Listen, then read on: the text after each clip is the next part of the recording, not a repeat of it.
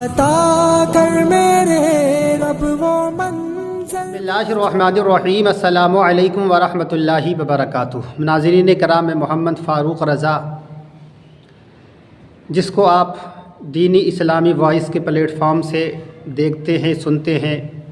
حالانکہ میں کافی مدت سے آپ سے روبرو نہ ہو سکا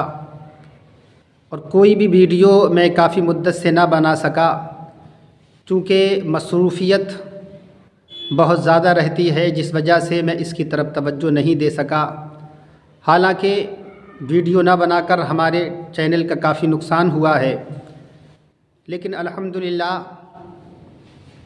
اللہ کی توفیق سے، اگر اللہ نے چاہا اور رمضان شریف جو آنے والا ہے اس کی برکت سے انشاءاللہ العزیز اب میں ویڈیو آپ لوگوں کو بنا کر دیتا رہوں گا، اور جو بھی مفید باتیں ہیں، وہ مفید باتیں جو دین سے تعلق رکھتی ہیں اور دین کی بنیادی اور بیسک باتیں آپ لوگوں کو میں بتاتا رہوں گا، دیتا رہوں گا۔ اگر آپ ہم سے جڑے رہیں تو انشاءاللہ العزیز آپ کی معلومات کے اندر کافی اضافہ ہوگا۔ اور بہت سارے لوگوں نے ہمارا چینل سبسکرائب کیا ہوا ہے، جن لوگوں نے نہیں کیا ہے اور وہ ویڈیو دیکھ رہے ہیں تو میں ان سے گزارش کروں گا کہ ہمارے ویڈیو کو آپ جو ہے وہ سبسکرائب کر دیں، یا جن لوگوں نے سبسکرائب کر دیا ہے وہ اپنے دوستوں سے سبسکرائب کرنے کے لیے کہیں، اس سے ہمارا بھی فائدہ ہوگا اور ان کا بھی فائدہ ہوگا۔ تو میں آپ لوگوں سے آج ایک خاص موضوع پر گفتگو کرنا چاہتا ہوں مختصر ویڈیو کے ذریعے سے۔ وہ خاص موضوع یہ ہے کہ دعا، چونکہ رمضان کا مہینہ آنے والا ہے اور اس میں دعائیں قبول ہوتی ہیں، اور یہ مہینہ بھی دعاؤں کی قبولیت اور گناہوں کی بخشش کا ہے، یعنی اس مہینے میں اللہ تبارک و تعالیٰ دعاؤں کو قبول فرماتا ہے، گناہ گاروں کی بخشش فرماتا ہے۔ تو یہ مہینہ بہت ہی ہمارے لیے خاص ہے، بڑی ہی برکت والا ہے، جو ہم سے قریب ہوتا جا رہا ہے۔ لہذا اب رمضان کا مہینہ ہے تو اس کے اندر ہمیں کثرت سے عبادت خشوع اور خضوع کے ساتھ میں کرنا ہے۔ اسی طریقے سے ہمیں دعاؤں پر خاص دھیان دینا ہے۔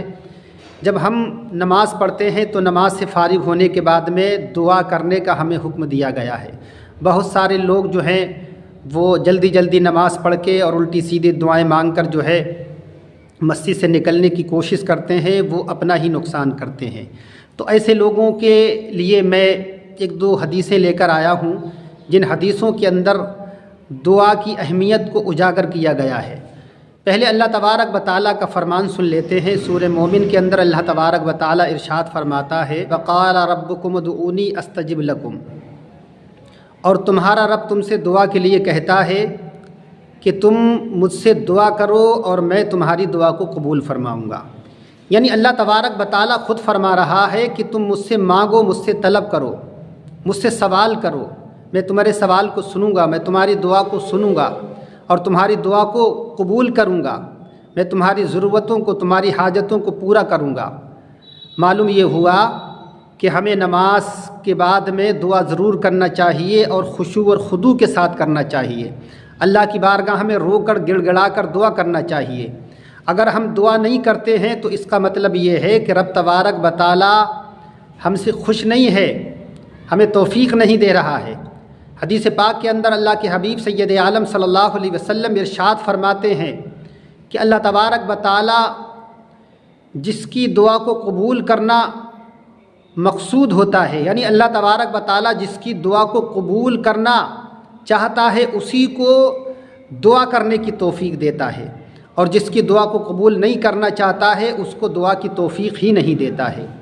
تو معلوم یہ ہوا کہ اگر ہم دعا کرتے ہیں تو اس کا مطلب یہ ہے کہ ہمیں اللہ تبارک و تعالیٰ کی طرف سے توفیق دی گئی ہے کہ ہم دعا کریں تاکہ ہماری دعا کو قبول کیا جائے۔ جس طریقے سے توبہ کرنے والے کو اللہ تبارک و تعالیٰ توفیق دیتا ہے، یعنی جس کی دعا قبول کرنا مقصود ہوتا ہے اسی کو توبہ کی توفیق دیتا ہے، اور جس کی توبہ یا جس کے گناہوں کو معاف کرنا مقصود نہیں ہوتا ہے اس کو توبہ کرنے کی اللہ تبارک و تعالیٰ توفیق نہیں دیتا ہے۔ معلوم یہ ہوا کہ دعا جو ہے وہ عبادت کا مغز ہے۔ حدیث پاک میں ہے کہ دعا عبادت کا مغز ہے۔ دوسری حدیث ہے کہ جو دعا نہیں کرتا ہے، اللہ سے سوال نہیں کرتا ہے، تو اللہ تبارک و تعالیٰ کا اس پر غضب نازل ہوتا ہے۔ اسی طریقے سے بہت ساری روایتیں ہیں۔ ایک روایت جو امام بخاری نے جس روایت کو بیان کیا ہے اور حضرت ابو سعید خدری رضی اللہ تعالیٰ عنہ سے روایت کیا ہے، اللہ کے حبیب سید عالم صلی اللہ علیہ وسلم ارشاد فرماتے ہیں کہ کوئی بھی بندہ مومن جب اللہ تبارک و تعالیٰ سے دعا کرتا ہے اور اس کی دعا کے اندر کوئی گناہ یا قطع رحم کی بات نہیں ہوتی ہے، تو اللہ تبارک و تعالیٰ 3 صورتوں میں سے ایک صورت کو ضرور اس کی دعا کو قبول فرماتا ہے، ایک صورت کی شکل کے اندر۔ یعنی 3 شکلیں ہیں دعا کی قبول ہونے کی۔ ایک تو یہ ہے کہ اللہ تبارک و تعالیٰ اس کی دعا کو فوراً قبول کر لے اور فوراً اس کا پورا کر دے۔ دوسری صورت یہ ہے کہ اس کی دعا اس وقت قبول نہیں کی جاتی ہے، بلکہ اس کی دعا کو کچھ وقت کے لیے جو ہے، بلکہ قیامت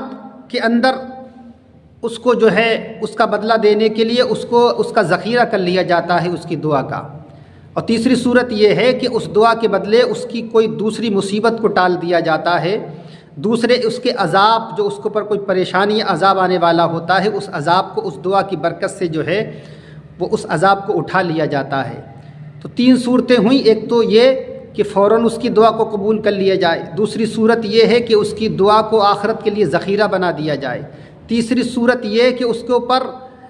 کوئی ببال یا کوئی مصیبت آنے والی تھی، اس دعا کی وجہ سے اللہ تبارک و تعالیٰ نے اس دعا کو قبول نہ کر کے اس مصیبت کو اس سے جو ہے دور کر دیا، چونکہ اللہ بہتر جانتا ہے اس کے لیے کیا بہتر ہے۔ تو اللہ تبارک و تعالیٰ ان 3 صورتوں میں سے ایک صورت کے اندر ضرور اس کی دعا کو قبول فرماتا ہے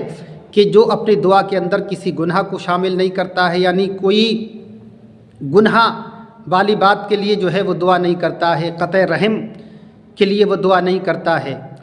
اور اگر اس کی دعا بالکل خالص اپنے لیے ہوتی ہے، اللہ کی رضا کے لیے ہوتی ہے، تو پھر اس کی دعا جو ہے ان 3 صورتوں میں سے کسی ایک صورت کے اندر ضرور قبول کی جاتی ہے۔ تو لہذا ہمیں چاہیے کہ ہم نماز کو خشوع اور خضوع کے ساتھ میں پڑھیں، اور ساتھ میں دعا بھی ہم خشوع اور خضوع کے ساتھ میں کریں۔ اگر ہم اللہ سے نہیں مانگیں گے تو کس سے مانگیں گے؟ اور اگر ہم اللہ تبارک و تعالیٰ سے نہ مانگ سکے تو کیا دنیا کی کوئی طاقت ایسی ہے جو ہمیں کچھ عطا کر دے؟ تو لہذا ہمیں چاہیے کہ ہم رب تبارک و تعالیٰ کو ہر وقت یاد کریں، اس کا ذکر کریں، اور رمضان شریف کے مہینے کا انتظار کرتے ہوئے اس کی آمد پر خوشی منائیں، اور اس کے اندر ہم کثرت سے عبادتیں کریں، اپنے گناہوں سے توبہ کریں، اللہ سے دعائیں مانگیں، تو انشاءاللہ العزیز ہمارا بیڑا جو ہے وہ پار ہو جائے گا، دنیا بھی ہمارے لیے آسان کر دی جائے گی، اور آخرت میں اللہ تبارک و تعالیٰ کی رضا حاصل ہوگی۔ انہی تمام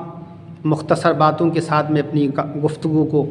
ختم کر رہا ہوں۔ اللہ تبارک و تعالیٰ ہم سب کو کثرت سے عبادتیں کرنے